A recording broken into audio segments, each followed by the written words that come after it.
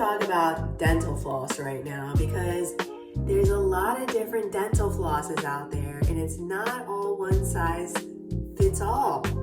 And a lot of people just pick up whatever they have, for floss and use it, and they don't think twice about whether it's the right floss for them. So I'm going to shed a little bit of light on dental floss. So number one is that your dental floss should be thick enough to actually wipe the plaque out from between your teeth.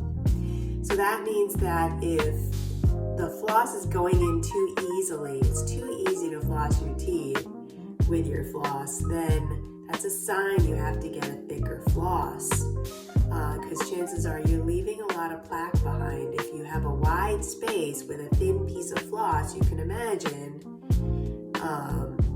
you have a big highway space and then you have this little thin, it's not going to pull all the plaque out.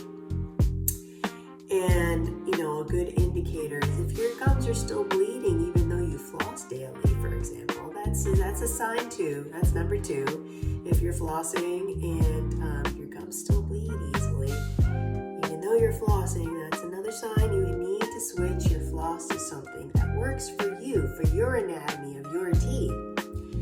And number three is avoid, and this is, I never, talk about products, names and stuff, but this is the one time I will talk about a product name, and that product name is Glide.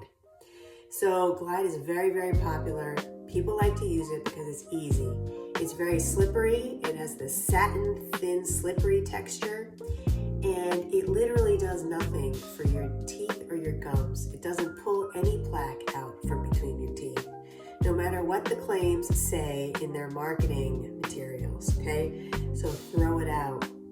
Every time I see a patient and they say they're a religious flosser, and I'm looking at their gums, they're bleeding all over the place, and there's plaque everywhere, and that's because they're using Glide.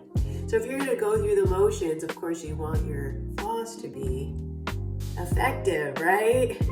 So those were 3 tips on dental floss.